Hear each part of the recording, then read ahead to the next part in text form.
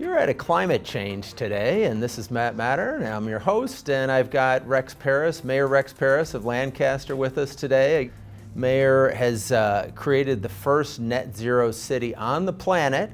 What's kind of amazing to me is that as a Republican, he's come up with a very pro-environmental program, which I can think marries both profits to green. So we're talking green profits. And we've got to marry the dynamism of the market and the creativity of scientists who are working on green solutions to our environmental problems. So welcome here, and it's great to talk to you again about the incredible work that you've done up here in Lancaster.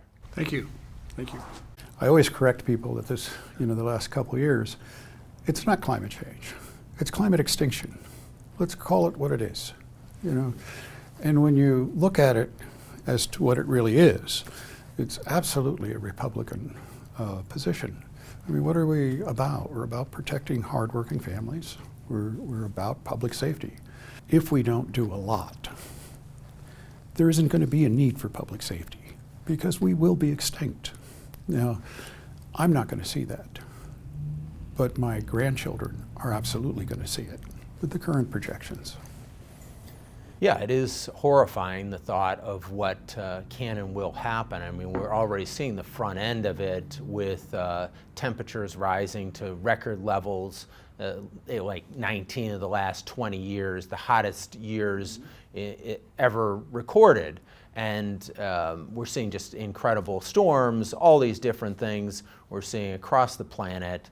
Obviously, we need to do things, and as you said, conservatism means conservation. And of course, the great conservation movement started under Republican presidents. Abraham Lincoln saw pictures of the amazing sequoia trees out here in California and said, hey, we need to protect these. Mm-hmm. And Yellowstone, I believe, was started under President Grant, the first national park, and then Theodore Roosevelt just expanded upon that. So Nixon, EPA. The EPA. Every major environmental act came from a Republican administration. Now, have they lost their way? Well, yeah, they've lost their way in many ways. Do I think they will come back? I do. I just got back from DC. I was meeting with the speaker. It's a difficult time. It's tumultuous, but there's still some people in the party who read, Yeah. Well, that's heartening to hear that you're talking to the speaker, and hopefully have his ear, and he's not too far from here, his district, and should be able to see the great work that you've been doing. What does he say to the work that you're doing here in Lancaster? Well, he's on many occasions announced I was the most innovative mayor in America, which I appreciate. But he's in a very difficult spot. I mean, he's having to hold a lot of factions together, and unfortunately, the Republican Party is funded by oil. I mean, so he doesn't say a lot about my environmental efforts, which I understand. When I first started down this path, I was scorned. I mean, laughed at by every Republican I knew. And they're not laughing like they used to. But the younger people in the party, they're not stupid. You don't have to look very far. The evidence is just so overwhelming that you have to be an idiot not to see it. Well, that's kind of my feeling as well. I mean, I was kind of a soft environmentalist going back to the 80s, early 90s. I was supportive of George H.W. Bush when he said he was going to be the environmental president. And I thought, hey, that's the Republican Party that I kind of joined up with. And then as the party progressed into the 2000s, particularly under Dick Cheney and George W. Bush, we're even more beholden to oil than ever before. Which was a mistake in policy and very short term. It was a myopic policy. Let's get out in front of this and seize the business opportunities that are going to be there for us leading the world in green technology. And who should be doing it is the oil industry. I mean, who is best capable of putting a windmill out in the ocean? The people that have been putting these oil rigs out there for 50 years, they know more about building in the middle of the ocean than anyone. Although, interestingly enough, they are slowly coming in this direction. Southern California Gas recently approached us about Lancaster being the first city that bleeds in hydrogen into the natural gas that the consumer uses. Be about 20% mixture. That will make the natural gas a lot safer. It'll burn cleaner. And we reached the break point. You know, right now everybody's thinking of hydrogen for automobiles, which they should, but that's a long ways down the road because we don't have the infrastructure for it. You know, you got to fuel those cars. Every gas station needs to be a hydrogen fueling station in order to service them. Right? That's just a reality that's going to take a long time to get to. But right now, hydrogen at current prices, I mean, we just signed a long-term contract with Heliogen at $10 a kilogram. That's cheaper than natural gas now, you know, when you do the comparison. We can put fuel cells that'll cover the whole neighborhood and have one central place that we look, you know, you can truck it in and you fill the tank. That's today, and it would be cheaper than what people are paying for natural gas. Could we stop climate extinction? The last couple of years is the first time we've had the technology to do it. And that technology is going to be nuclear, and it's going to be hydrogen. The battery EV cars are a stopgap, you know, just a bridge. Because ultimately, you got to find the lithium, build those batteries without, you know, the environmental footprint that causes. I don't think they're going to be able to do that. The Earth is going to be fine. We're just not going to be on it. Now, could there be pockets of humanity left? Maybe, maybe. But we're talking about billions of people dying within the lifespan of my grandchildren. It's not, I mean, it is upon us. Right. We have to take bold steps. It's no longer the time for fiddling around on the edges. I talked to somebody just the other day, and they were proposing that we set aside 50% of the planet for going back to essentially like parks, nature parks, where nobody can intrude and mess around with the environment, and that would create enough habitat where we could save enough species where we can survive in a meaningful way. Except we're never going to do that. You know, the problem with the left is their solutions are not realistic. You know, they're not going to happen. I look at the world as a realist. What can we legitimately expect to accomplish? Now, do they have a valid concern? Absolutely. When was the last time you pulled into a gas station to clean your windshield because it was covered with bugs? Most of the people working in this office do not remember a time where that occurred. When I grew up here, every time you went into a gas station, you had to clean your windshield because you couldn't see with all the bugs. You know? The insect population is collapsing. Birds are starving. You know, all of the signs are there, and they're frightening signs. Well, tell us a little bit about the initiatives that you've taken here in Lancaster. I know you've got, I believe, 3 different hydrogen facilities that you've started, one taking paper and turning it into hydrogen, one waste, and then one maybe solar. So why don't you tell us a little bit about that? One way to do it is to just do solar panels and electrolysis. You know, you take the electricity off the solar panels and you use the electrolysis to crack the hydrogen out of the water vapor. We have another one that uses thermal heat from the sun to do the same thing. That's the one we just signed the contract with for $10 a kilogram. Now, a year ago, the best you could get was 20. They've already cut the price in half, right? We're making incredible inroads. Element has come in and they've bought half the east side. They're going to cover it with solar panels to make hydrogen and ammonia. We will be producing more hydrogen in the city of Lancaster than anywhere in the country within a year, maybe a year and a half. We're already cutting deals with LA. We're talking about cutting deals that we will supply them with the hydrogen. I thought what would really happen when I set out to become the net zero city is that I'd last maybe 2-3 terms, and they'd lower the hammer on me because I thought it was going to cost too much. We've made nothing but money.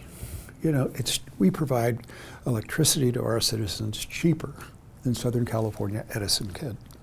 Now, they've even passed legislation to cut into how cheap we can provide it. But think about it. I mean, it doesn't take rocket science. Well, maybe it does take rocket science, but it doesn't. You don't have to be a rocket scientist to understand it, right? That it has to be cheaper once you build the platform for it to take free energy from the sun rather than drill 20,000 feet into the earth to get it. It's absurd to make the argument that alternative energy is too expensive. It's not. It's cheaper. When we started, we put solar panels, on the stadium and all the city buildings and all, and we cut deals for 15 cents a kilowatt. And we thought we were geniuses. We now buy and sell it all day long between 4 and 8 cents. It's a rapidly evolving field, but it is definitely cheaper.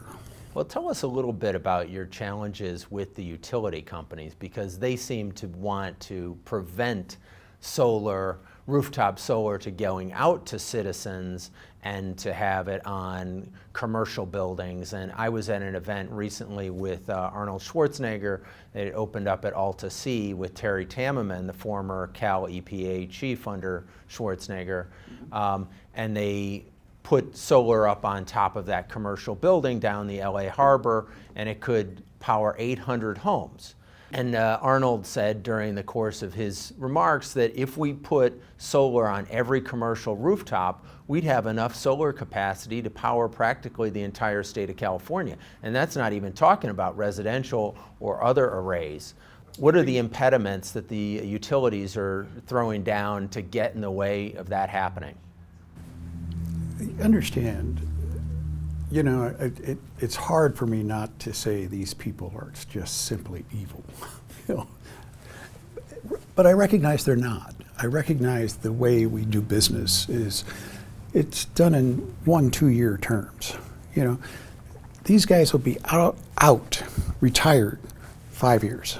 They got 5 years to make their impact so they can get that golden parachute and, live in Jupiter, Florida, in a $20 million home. I mean, they're racing for that. They really don't care what happens to my grandchildren. And what I mean by that is they just don't think about it. They don't allow themselves to think about it, right? So what do they do to prevent us from doing something about it? I used to be invited to almost every energy conference. One day I'm getting on a plane, I'm the keynote speaker, I get a call, they took me off the program. Sempra Energy was one of the sponsors of the program, and they said, we're not going to sponsor if he shows up. And that has happened consistently now for a couple of years with the energy companies. I understand it. I mean, I don't hold back. I also understand that these guys are very good at being able to predict what's going to happen in the oil industry, in the oil market, in the natural gas market, right? They know nothing about solar. They know nothing about hydrogen. They've now become redundant. There's no reason to have them because they don't have any idea how to work with the new energy sources. So they resist it with everything they have, even to the point of infiltrating into these environmental groups, doing these press releases how we're green energy and look what we're doing, we're funding these programs, but they're also creating the agenda. They're suppressing what we're doing. I think, you see it with the Governor Newsom in that The regulatory agency was kind of allowing or recommending that they kind of limit what rooftop solar can do. And so where do you see that going? I have one area that is my responsibility. It's Lancaster. That's my only responsibility. And I'm very careful not to get too far out there in regards to state or national, only in the extent of where they come together, you know. Although I do speak a lot, but I don't want to waste my energies. I mean, we think that Congress is smart, right? Because the nature of being congressmen. Go there and talk to some of these fools. You know, I mean, there ought to be a rule they have to read. They have to be able to read, because I don't think they can. You know? Well, I think there's just torrents of information, and really to stay up on this, you really have to work at it. That's true. That's why they get paid to be congressmen. Right, and they should work at it. Unfortunately, they're not. And they're more interested in getting the new photo op than they are digging into the policy papers that are required. I mean, I've been studying this pretty seriously for the last few years, and I feel like I'm just kind of at a neophyte level after having read a bunch of books and talking to 100 of the best people in the field. You know, and I feel like most of them aren't even close to my level, which is probably subpar for where they should be. So. I'm always shocked when I get calls from people, you know, in government asking me about hydrogen or solar or how to do this stuff. Just how uninformed they are. You know, you know, people got real interested in hydrogen when Biden announced that he was going to give billions of dollars away for it, right? Everybody's trying to get a piece of that pie without any idea of how they're going to use it. So as far as you're concerned on the IRA Act and the 4 hydrogen hubs that are being created, are you getting or set to get any of that government money, and are they set to invest any of it here? Yeah, we've got several lobbyists retained. We're, you know, the advantage the city of Lancaster has is, you know, my wife and I have just been incredibly blessed from the law firm. You know, I'm able to put a lot of money into politics, and that's where I direct it. You know, so that we have a voice. So yeah, I think that definitely is going to happen. And also we have a track record. You know, I mean, this has not cost our taxpayers anything. They have saved money in the process. You know. That's amazing that it didn't cost the taxpayers anything, and I think that's the message that I'd like to see kind of out there in the country, is that the template that you've created here in Lancaster, and to use that template for other cities across America and across the planet, is say, here's what we did, this is how we did it, and let's just replicate it, because you went through a lot of trial and error to get to the point where you're at. Tell us a little bit about that story. What was the trials and the errors and the successes? Well, one of them was we signed, you know, 20-year contracts at 15 cents a kilowatt, thinking we were geniuses. You have to be willing to take risks and recognize that it's a volatile industry, because it's just starting. You know, it's new. You expect that. I don't know if it was luck or if it's just the way that industry is.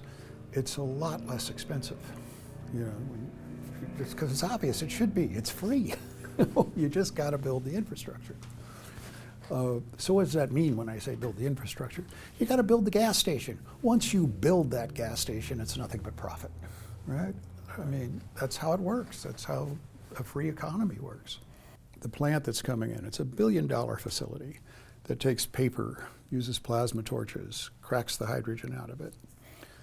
There's then the residue is for agricultural products. It's no impact on the environment. Right?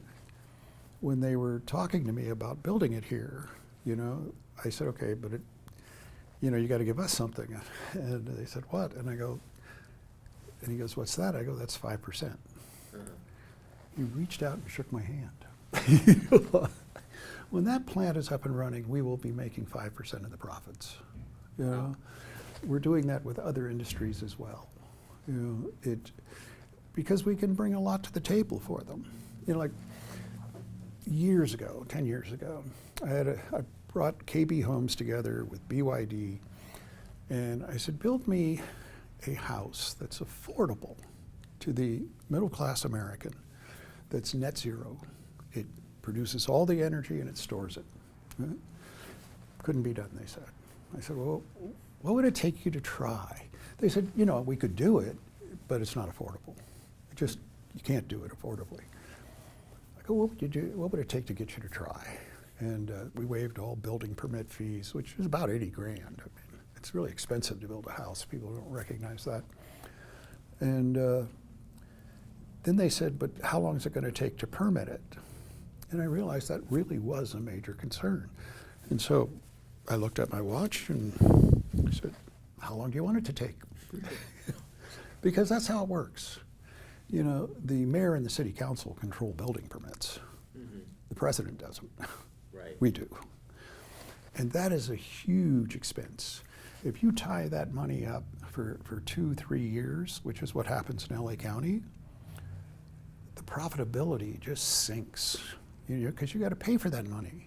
You know, that was something I learned, and then I started looking at the other permitting processes when it comes to alternative energy. I found out it was taking 6 months to get solar panels on a rooftop approved, and there was usually 1 or 2 design changes they required. Right? Mm. So I just sent an email. It will now take 45 minutes. Figure it out. Right. They did, you know, and now it takes 45 minutes. You can do it over the internet. It's not rocket science if you use a licensed contractor to do it. All right? And then hydrogen will be the same way. Government costs industry just way too much money. And then what'll happen, like the PUC, that is the most captive agency you could have. I mean, some of the members of the PUC were lobbyists for Shell Oil. That's who sits on that. We have to be very careful to not allow that happen to hydrogen. And I guess then the question is, how do we do that? How do we keep the PUC from not putting their foot on the neck of the development of hydrogen? Because I would imagine the powers that be in the oil industry and other industries may not want to have competition from another energy source. They are trying really hard to take over hydrogen. You know, we have this thing called ARCHES, which is for getting California's hub for hydrogen. I would like to see ARCHES be the regulatory body for hydrogen, and that's all they do. You know, with a clear legislative purpose of expanding hydrogen, not suppressing it. You know? Well, what's Kevin McCarthy doing, the Speaker of the House, to help us out here in California to get some of these things like the hydrogen hubs and some of the IRA money working to our benefit here in California? Let's just say there was a reason I spent 3 days in Washington. Well, I hope you're leaning on him hard. As hard as I can. Okay, well, yeah, it's important for the Republican Party to wake up and see the business sense behind it. I see governors and senators on the East Coast who are in Republican states welcoming some of the environmentally based businesses there. It's unfortunate that the rhetoric hasn't matched kind of the sense of welcoming on the business side. I've learned over the years, don't look at what they say, look at what they do. Mm-hmm. You know? The way, especially with the internet, the way it is now, you have to say stupid stuff all the time just to stay in office. You know? But how are they voting? You know, and we'll know that very soon. I know that you're working with Japan on hydrogen, and I know that they're kind of on the cutting edge of making hydrogen a real useful commodity for transportation. Tell us a little bit about that. transportation and power. I mean, remember what happened. I've actually visited Fukushima. I've been at that plant that blew up. Had to leave because the radiation levels were rising again. Their experience, with nuclear is such that they never get the support to put it in, even though the new plants are relatively safe. I mean, they're not nearly as dangerous as the current ones.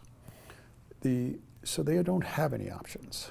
They don't have an oil industry. They're at the mercy of the oil markets, and always have been. Remember why World War II started. Their access to oil was stopped. That was, 1930s. That's always, look what's happening in Russia. I mean, ultimately, most of the sins of the world seem to be traced back to that. It is. We should recognize that. So Japan doesn't have lobbyists and captive agencies and a force pushing against hydrogen. That's why they're blossoming with it. And most of the patents that allow this to work comes from Japan.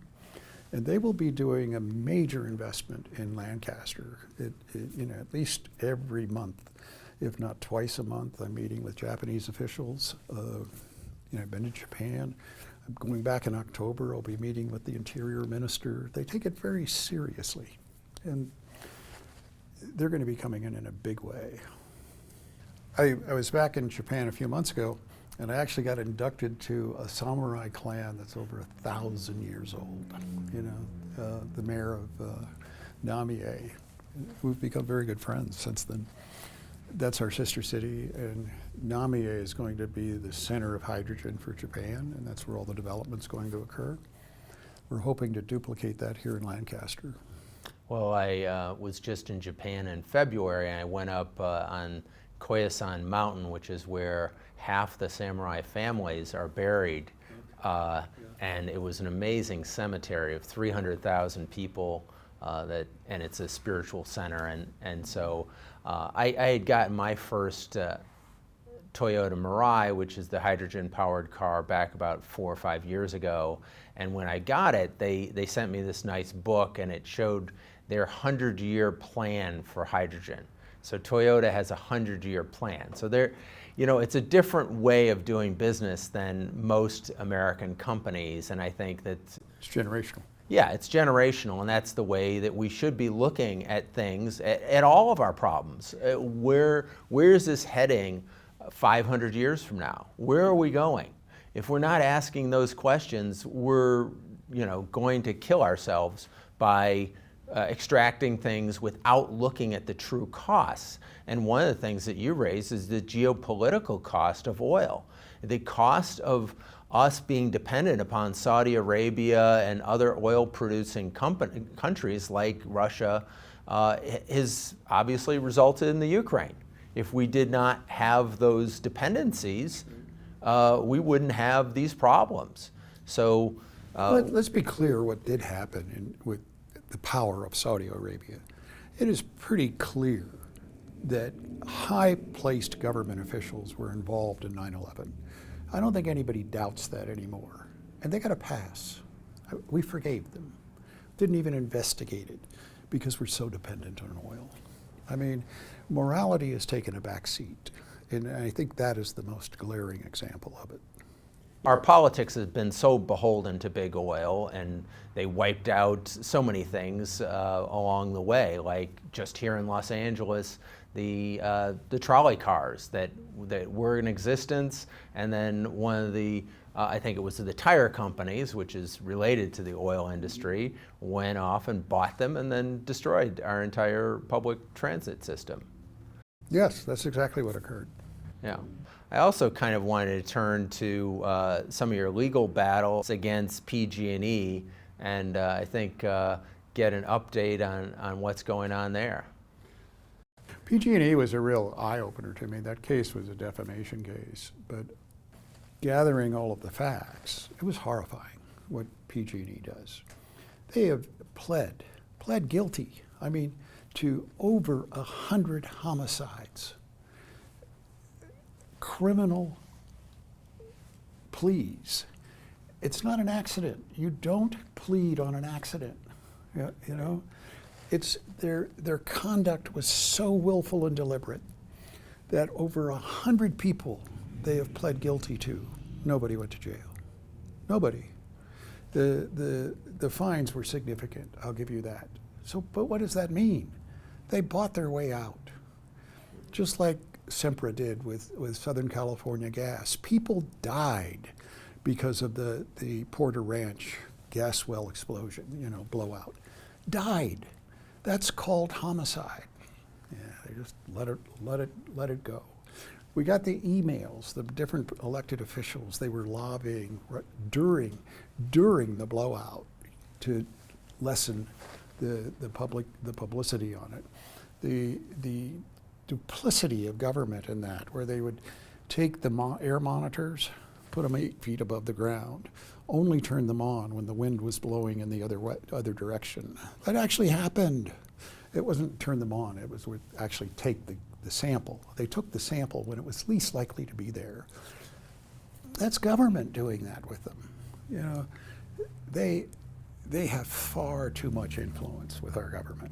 I actually sued Governor Brown for what they did to the water in Kern County. We had 26 pristine aquifers. We now have 4.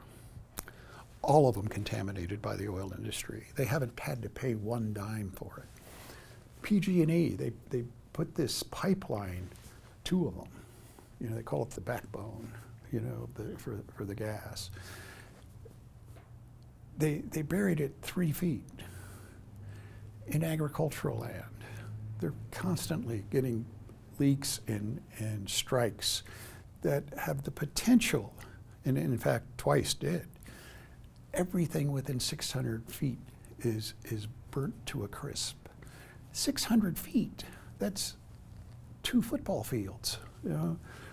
These are underneath people's houses.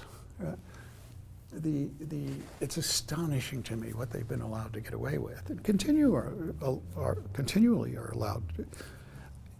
The trial I did on the defamation, I have never, ever experienced a trial where the law was so irrelevant. I would have got a better, fairer rulings from the president of PG&E. Wow. They're that powerful. Well, I feel like that there needs to be criminal responsibility. Why is it that we don't pull the licenses of PG&E after 100 convictions of manslaughter? I mean, why is it that they get to continue essentially walking free after that kind of incredibly... Because they pay for the elections. Yeah. Let's be clear about how this works. I mean, I'm able to say all this stuff because I don't want anybody's money. I don't need it, I pay for my own campaigns. But most elected officials don't have that ability. If they want to have a job, they have to make radical compromises with these people. I mean, look how powerful they are. They took me off the speakers panel of environmental alternative energy forums. They just gave them money. You can buy anything in this country. Certainly you can buy the truth. That, it's always shocking to me the depth of the corruption, and it's so sneaky, and buying off environmental organizations by saying, hey, we'll donate to your organization. That's not how it's done. It's kind of important that the people in these organizations understand how it's done. They come in very benignly. They're waking up to the fact they got to fix the environment and they want to pay for their sins and whatever nonsense they tell you. Within 2 years, you're dependent on that money. If they take that money, the people working in your organization don't have a job. There's a thing called motivational blindness. Once that sets in, you really can't see it. You really can't hear it. And they do it with persuasion science. I mean, their people are really adept at this. You think the Chinese and Russians are good? They couldn't hold a candle to the oil industry. 50 years ago, Exxon knew the North Pole was going to melt if they continued to do what they were doing with fossil fuels. They suppressed that report. They know exactly what they're doing, but it's for short-term goals. Yeah, to me that's a criminal behavior, and that they estimated it exactly. They said we're going to be at 430 parts per million in around 2020, and it's exactly what they said it was going to be. So they knew it, and they knew the consequences. They projected there were going to be environmental disasters, as you said, and they said, well, you know, we'll make hundreds of billions of dollars, so we'll suppress this. You know, my experience has been, it's rarely said, it's rarely spoken. They just do it. You know where you know how to get an advancement in the company. You don't have to say it. Rarely do you find those memos because they don't exist. You don't need to exist. You know, I took the depositions of the people in Southern California Gas that were there when this blowout was going, and it was astonishing to me what they could be blind to. I was taking the deposition of their lead chemist, you know, whose job was to test the gas and to make sure it was safe, right? And she's issuing these reports for the month and a half that stuff was coming out of the ground about how safe it was, and it's just methane and it's blah, blah, blah, blah, blah. But what had been occurring was she was thinking, after you scrub the gas, this is the constituent parts, which, although aren't good for you, aren't deadly either, right? As I'm talking to her, I said, so when you scrub the gas, what do you do with the toxic waste that you scrub out of it? Oh, we put it back into the formation. And they did that for 50 years. And I said, so 50 years, you've been using this as a toxic waste dump. Well, I wouldn't call it that, blah, blah, blah. And then I said, well, the gas coming out of that hole, was it scrubbed? And she literally got sick, had to stop the deposition and come back next week. It had never occurred to her that what she was saying had no basis in fact, because that wasn't the gas they were testing. You follow me? Yeah, absolutely. Motivational blindness. You know? But yeah, do they put roadblocks every step of the way? I bought those street lights, over 10,000 poles, right? I bought them the city bought them for medicine. I wanted them to put LED lights on it. They wouldn't do it. Said it would take years to do the feasibility study and all that. So we bought them. It was just, we made a fortune on it because they were charging us $90 a pole for maintenance they never did. You know, we were able to replace the lights at an enormous, and still have an enormous savings, you know, because you don't have to maintain them. An LED never burns out. You know? Right. And so right after we did that and announced the success of it, they passed an ordinance, cities can't buy the street lights. They clearly have way too much influence in Sacramento. That's crazy, because Sacramento politicians who I've talked to are, by and large, very environmentally friendly and are trying to work for good things. Still, how could they maneuver that through the process? Obviously, manipulation and campaign contributions and the like. In fairness, it's also because of the business model. We need to have utilities, right? Yeah. If, as more and more people no longer need their services, the people left do have a much greater expense. So how do you balance that? I think the way to balance it is utilities should not be private. You know, they are given all of the power of government. You know, they have a monopoly. They're actually quasi-government is what they call them. You know, when we go after them, we could use the eminent domain to get there. You know, the what's called inverse condemnation, where what they do is a taking. You know, that's our next move on PG&E. That backbone they put through the state. Farmers have to wait days, sometimes weeks, before they can plow their field over that pipeline. They didn't buy that easement, you know. I mean, they are exposed, is what I'm saying. There's just so much wrong with it. Yeah, I agree with you that it should be a public good because, quite frankly, they're putting too many roadblocks in the way of a public good, and they're not. For what reason are we having PG&E in Southern California, Edison, essentially run our power business? It's really enriching them versus enriching our communities, enriching our state. Guaranteed profits, by the way. Yeah. Guaranteed. Their rates are set in order for them to have the profits, you know? I mean, it might have worked when you needed to build it. Doesn't work anymore. Right. You know, what we're hoping to do with hydrogen, it'll be a city run for the citizens. So you don't have this gouging. I mean, people in this city cannot cool their homes in the summer because it costs too much. This thing is totally solvable today with today's technology. And we would pay less. The consumer would pay less. Tell us a little bit about the microgrids that you are creating here in Lancaster. And I think that my understanding, that's kind of a move away from the utility model, and to the extent that we can create microgrids that are not so much relying upon the major utilities, that we're more resilient to fires and things of that nature, power outages, and then we're not relying upon the utilities. Well, to begin with, the most vulnerable part of our nation is the grid.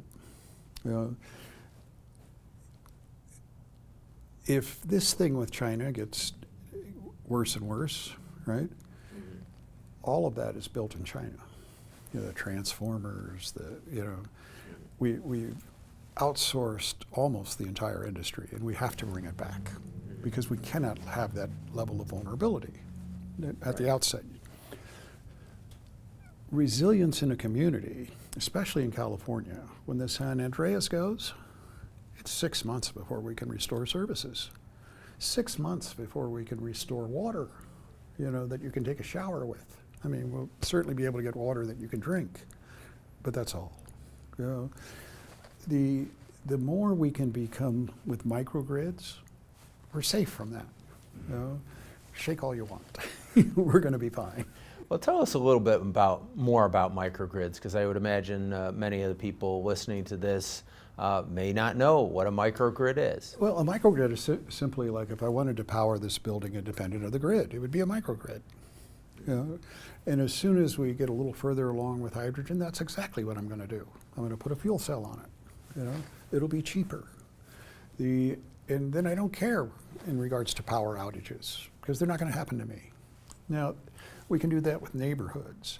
And in fact, we are doing it. Our ordinance says if you build a new house, it has to be net zero.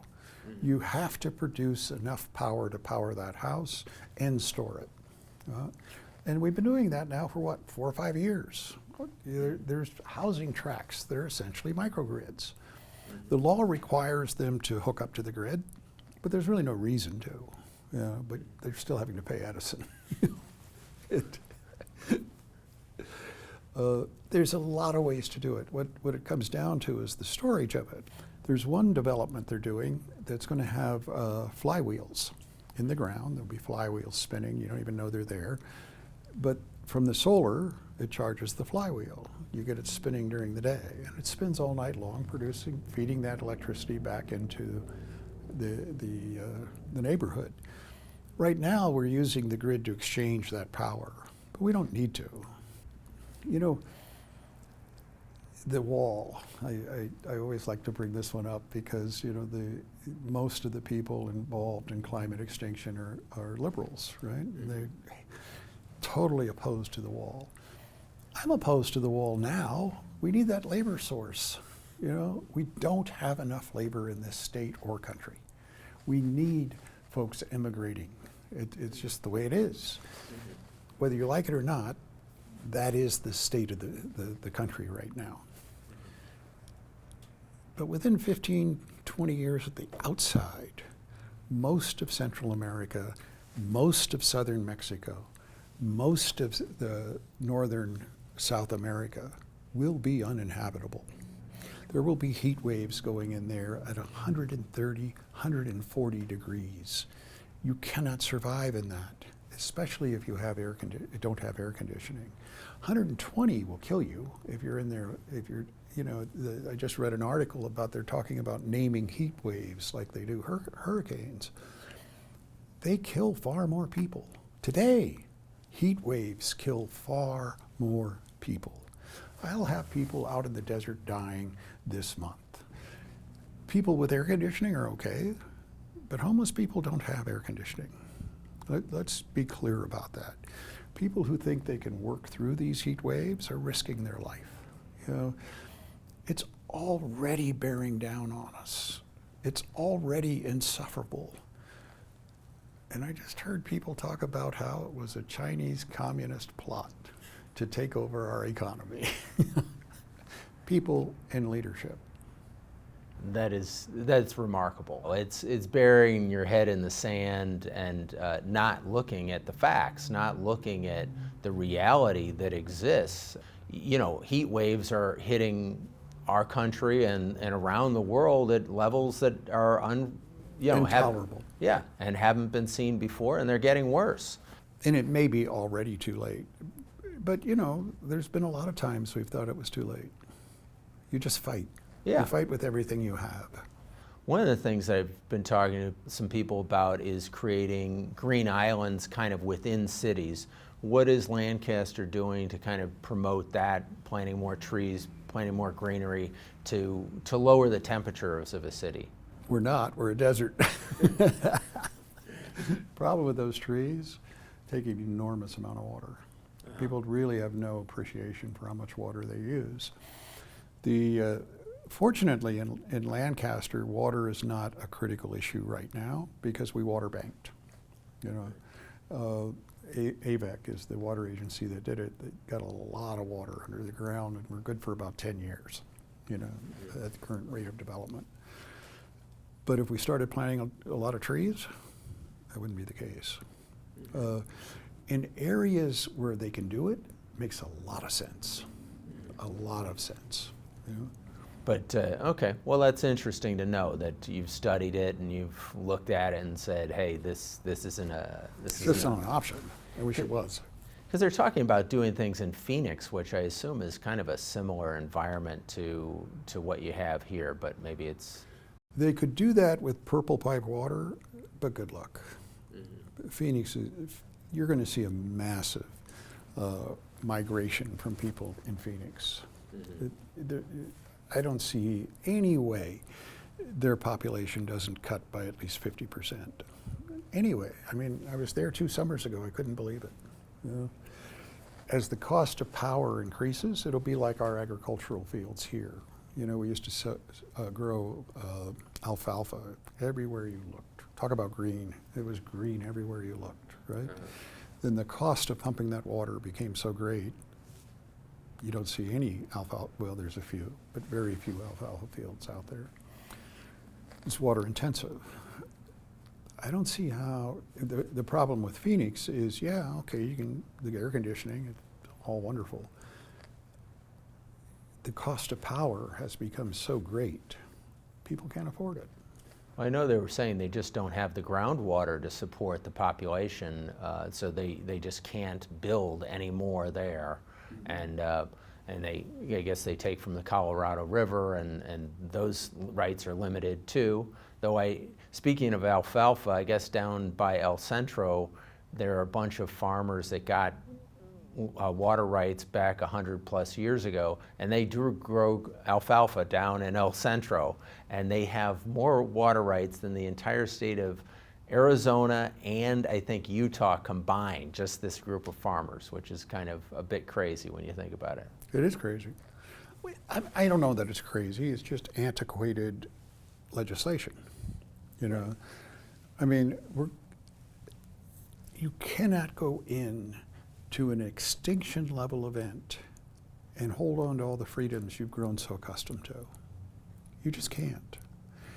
Nobody wants to say it. This will undoubtedly be clipped by somebody, will be on Facebook, people will be sending me death threats over it. But the the truth of it is, if we are to survive, it's going to have to get really stringent on what we allow people to do. You know? If we were to start that debate now and have that discussion now, we would be able to minimize it. You want it as minimal as possible, right? Right. If you wait too much longer, we're not going to have that luxury. Right.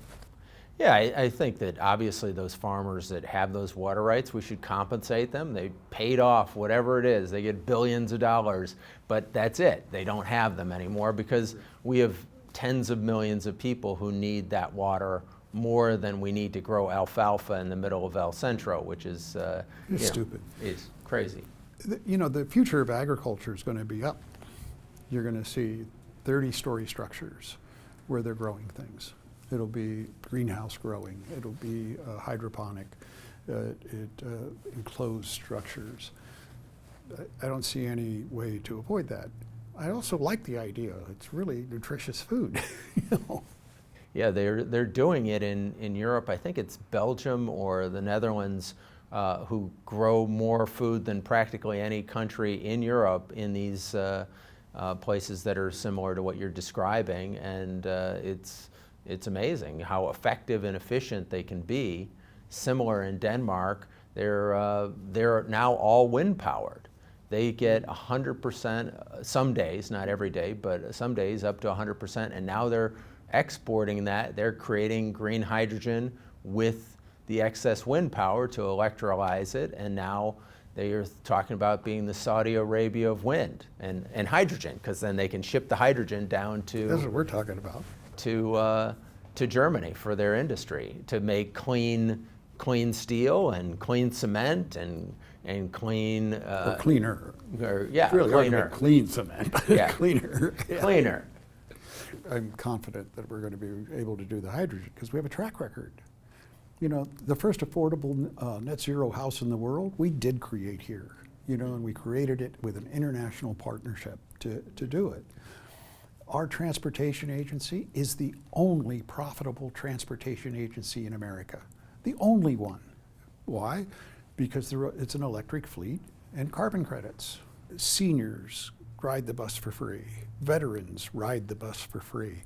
College students ride the bus for free. And we are still the only profitable transportation agency in America. It makes nothing but great sense. You should do it as a business decision without any concerns for your grandchildren. Personally, I wake up every day with one goal, and it's my grandchildren's survival. And I mean that with absolute sincerity. It's very easy to be passionate about this because I know what's at stake.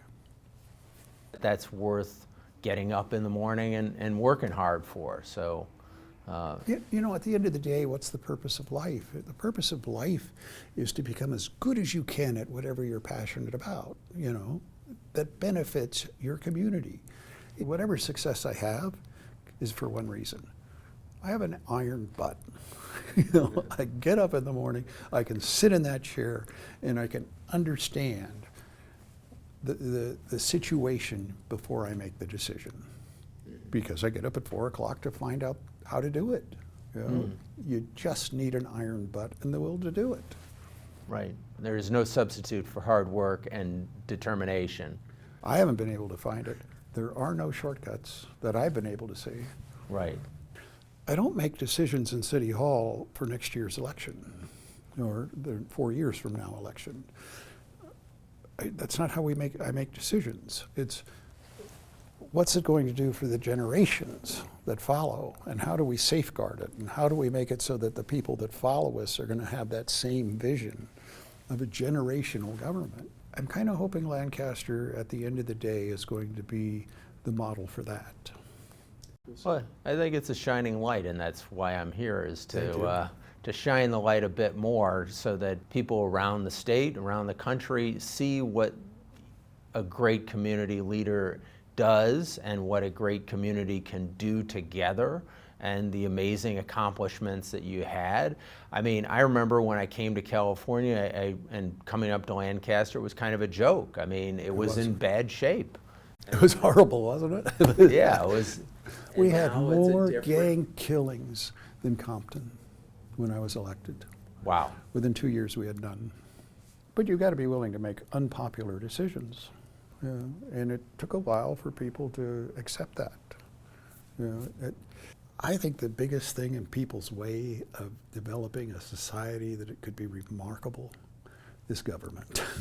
Look where we are today. We're in a situation now where every country has access to energy. Every country, right? Everybody on this planet now will have access to the greatest education in the world.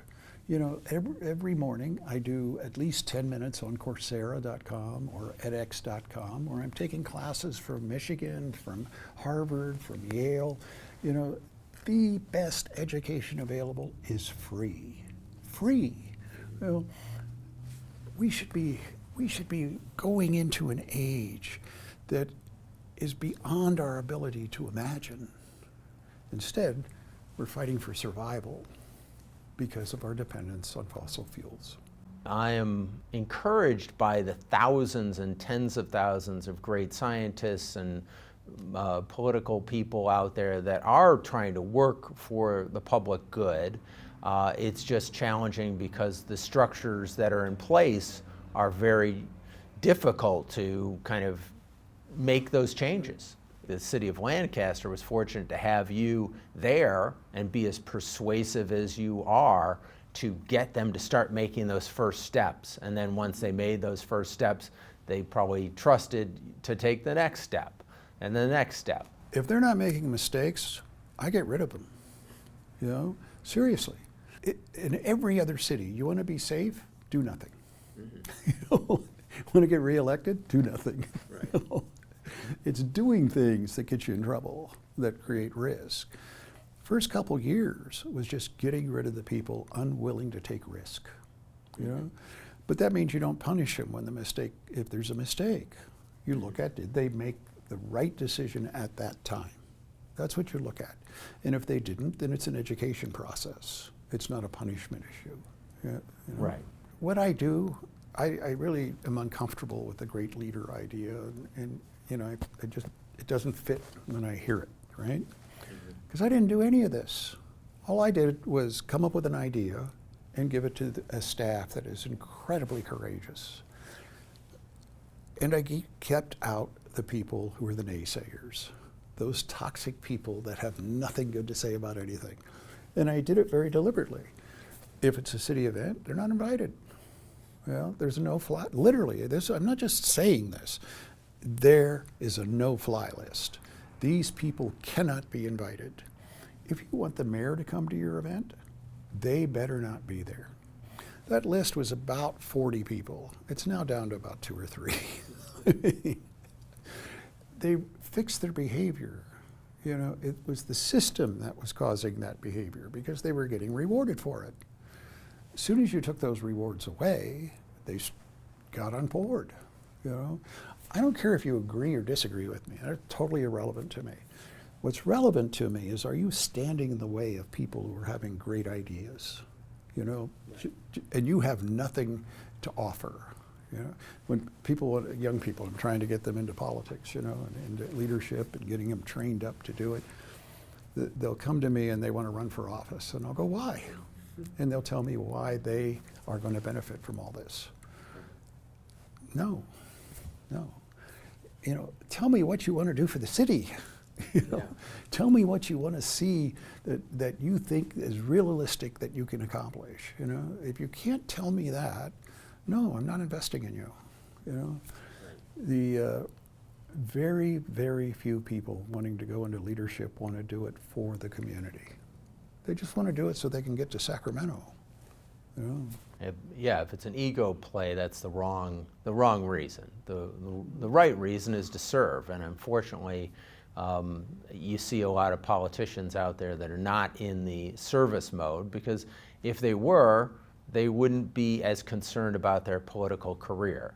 Right. Because you have to be willing to put yourself in a position where you could lose in order to really do a good job. Because if you don't, then you're not really doing it. Every day. I mean, the people that are in government, that, are friends, they can't believe what I get away with, what I say. But the reason they don't throw me out is they know I believe it. I'm not pulling anybody's chain. I'm making I tell people, and I believe this, the definition of love is caring about your well-being, caring about somebody else's well-being. That's the definition of love. My last speech to the city ended with, thank you for letting me love you. Look at the joy you get. That's where the reward of leadership should be. It is you couldn't buy it.